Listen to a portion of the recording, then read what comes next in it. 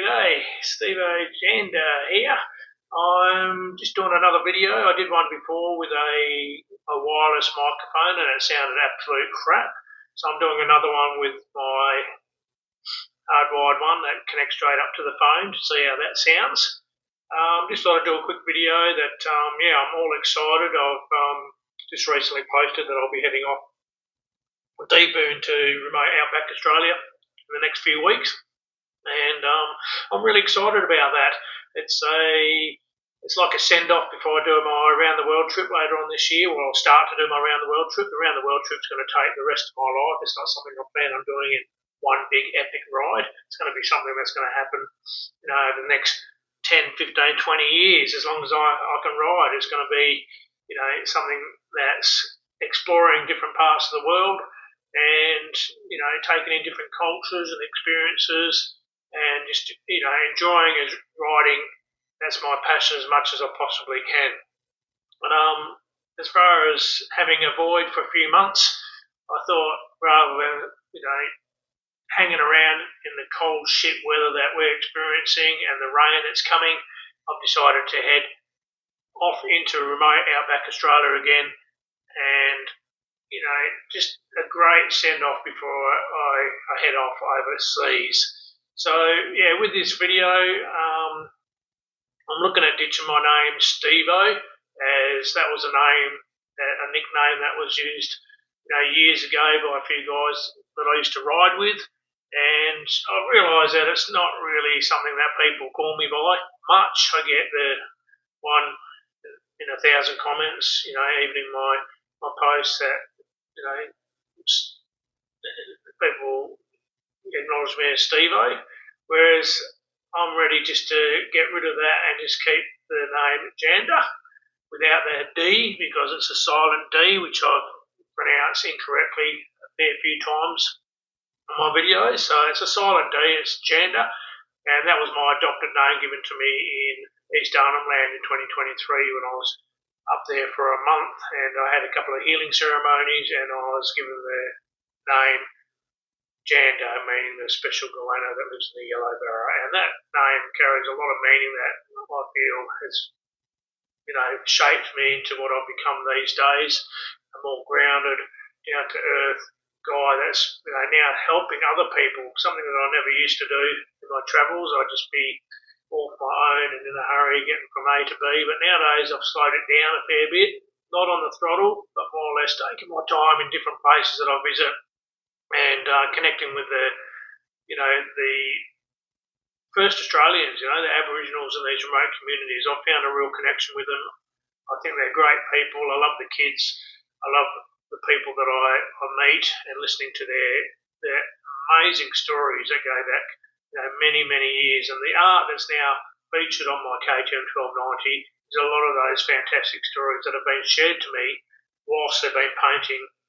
There's absolutely stunning artwork all over my bike that I'm proud to carry with me and share to different people that I meet throughout my ride. So yeah, just thought I'd do this quick video. I haven't been doing videos for a few weeks because I was busy with the Free Spirit Moto Ride with Mates events that I created. I did 4 of them 4 weeks in a row, and then I went down to the southwest a couple of weeks ago and did a full week's riding, a pre-ride for an event that I was going to hold for a ride between Manjimup and Walpole.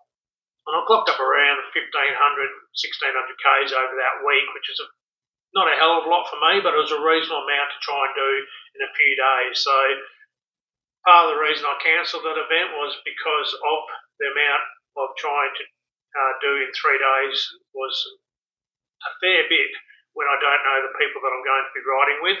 And secondly, I actually felt really good riding on my own for that whole week. I just really enjoyed it. I connected with a few people while I was down there. The KTM 890, even though it hasn't got any Indigenous art on it, it's still a draw card. Whenever you're travelling solo, people go, wow, what a bike, because it is. It's another awesome bike that I own that I'm proud of. That's great for exploring, whether it's southwest WA or all of the world, you could explore that on that bike. So the actual week that I spent down there was kind of like a realising this is who I am. I love solo riding. I did make an effort this year when I came back from Cape York last year to connect with locals because I've lived in Manly for 25 years. I've had a few riding mates over the years, but we've sort of they've gone their own way, whether it's families or moved to different areas, or I've gone from riding super bikes with groups to adventure riding. I've done one adventure ride with a group before I held my 4 events myself, and that was kind of like a trigger for me to go out and ride on my own as well, because I have raced for many decades and I'm an experienced rider. I'm confident with what I'm doing solo. I love it, and I love the freedom of doing my own thing and meeting the many amazing people that I meet throughout my rides. I just absolutely love that part of it. And this year I plan on doing more talks for the remote Indigenous communities at their schools or wherever it might happen, because I really love those kids. I've got great memories of travelling throughout the Kimberleys many years ago and rocking up on my dirt bike and being swarmed by those kids that just love the motorbike, and it's a really warm, welcoming feeling that comes from them naturally that I absolutely love. So I've had a real good connection with that feeling, and I've gone back to visiting these communities, and it's kind of made me feel connected to the Australian culture of the Aboriginal First Nations people that I'm very proud of to be part of, because it's not something I set out on doing. It's just sort of happened throughout the last 4 years of riding solo and just becoming my true self, which is what I'm very grateful for. It's something that you do sometimes when you're lost after losing my only daughter. I was a loving father, and I was really proud of being a great father and doing so many things with my daughter each and every weekend, whether it was racing motocross in the winter or doing triathlons in summer, or just the many remote camping adventures that we did as a family were absolutely awesome. So when she passed away, I was kind of like, wow, what am I going to do? Like up until when she passed away, I was still racing with her motocross, and then I ended up doing one more year after that, or a couple of events, locally and in the southwest. And then I sort of thought maybe it's time for a change, and that's when I discovered maybe riding off road, but with an adventure bike and sort of racing was where I'm at, and that was kind of a breakthrough discovery. That didn't happen immediately. That took a couple of years for me to work that out through the grieving and just digging deep, and it was one of the most hardest challenging in my life. And it still is, just learning to live with a loss isn't easy. You just got to learn to live with it every day.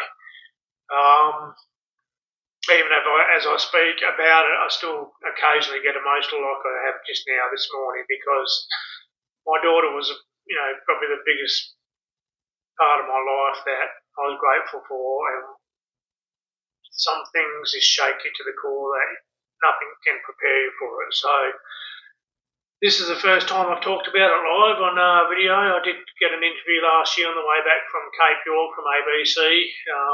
They contacted me last year before I set off on my adventure to Cape York, that they wanted to do a segment on back roads, and unfortunately the timing wasn't right. And I said, look, I've already got plans to meet my wife in Darwin, so I'm heading off shortly, and there was kind of 2 weeks prior to the date that I was going to be travelling through the locations that they wanted to meet me. So, but by chance, whether they were following me on social media or not, there was a different ABC group that was at one of the remote communities travelling back that interviewed me, and I shared my real story of travelling and healing throughout back Australia and how it's helped me. It was a hard moment to share that because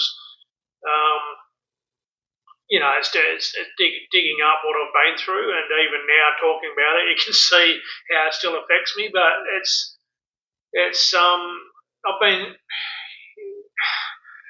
somehow I've been able to be strong enough to do this and go out and live the best life I possibly can with the wonderful support of my wife that's allowed me to do it.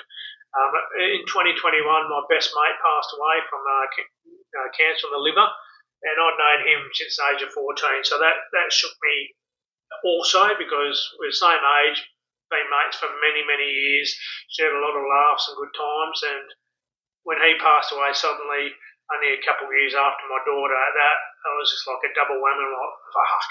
So that was at that moment in 2021 that I set off for the first time purely on my own. Like I've done a lot of writings on my own before, but this was up until that moment I was always doing it with my family or with my wife when we do some of these big adventures. I've always done big adventures throughout my life. I've lived through it. I've loved it. And it's in my DNA. But when he passed away, I said to my wife, I said, "Fuck, this is crazy." I said, "I just need to get away. I can't handle this. These things that are happening. You know, without any prior warning, and it hits you hard." So it was that year that I headed up into the Kimberley. I didn't have an adventure bike because I didn't find the one I was looking for at the time. But one of the things that's happened to me throughout these journeys is like I've felt this real connection with my spirit of my daughter being with me and looking over me, and when some of the things that have happened since her passing have just been absolutely amazing. So yeah, I didn't have an adventure bike when I went up north, so I loaded up the trailer with my bike that I had at the time, which was I had a couple of bikes like I always do. And the one I chose to take up with me instead of taking my R1, which is a super bike. I took my Ducati Hyper Motard, and I thought, well, at least I'll have a bike up there to jump on and do a bit of riding whilst I'm up north. But anyway, the day I got to Broome was the day that a bike went up on Marketplace on Gumtree, and it was exactly the same bike that I was looking for. I couldn't find one here in WA, and I was prepared to fly to South Australia, pick one up, and just jump on it and ride. But no, I won't do it at this stage. I want to be or just time to myself away. So that bike was purchased immediately because it was the right colour. It was like brand new, 400 kilometres on it. It was a guy picked it up in Queensland, brought it to WA, and never rode it.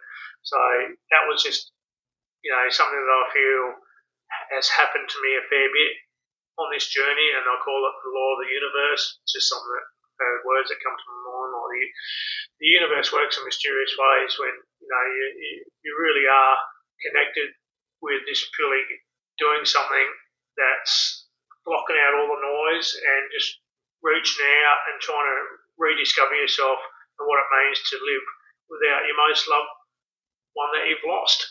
And that was the start of my journey as a solo adventure rider. And with that particular bike, I was able to explore the Kimberley for a few months and come back and realise, hey, this is my new, Steve-O that I want to live. And then with that came the purchase of the KTM 890 Adventure R, and I spent a number of months exploring this, between Bremer Bay, throughout all the southwest of WA, and realised, okay, I want to do a lap around Australia now. So I purchased the KTM 1290 Super Adventure R because I felt that was a better suited bike for big, long distance adventure. The 890 is still a very capable bike, but originally I rode both of them and chose the 890 over the 1290 for the sort of riding I was doing here locally. On a bigger trip, I just thought it was a natural choice for me based on my riding background. I was confident and comfortable on that big KTM 1290. So this is just a brief story of how I've started riding solo as an adventure rider, and how it's changed and how I've become who I am now Probably going to be ditching the name Steve-O and just be called Djanda now, because that's my adopted name from Arnhem Land in 2023 when I was up there. And it's something that I'm connected to with the people and the land. And, you know, I haven't had much family all my life. I was disowned at a young age, and I think part of my healing journey was connecting with, you know, the Aboriginals and the remote community, because I felt welcomed. And you know, it was a natural thing that I felt, wow, this is really really life changing, and that's why I'm happy to have my name on my social media page and carry it proudly, because it's a part of my journey and my life that I'm sharing, and it'll be the part of my journey traveling overseas and exploring different cultures throughout the world. So yeah, just a quick video. Hopefully this video turned out better than my first one, the wireless one. These are just cheap things that I'm buying online, and I'm sort of doing this without trying to make a buck from it. I'm just doing it out of passion, and I thought it'd be good to connect with my followers by speaking. And yeah, the phone's ringing now, so I better take it. Talk to you soon. Cheers.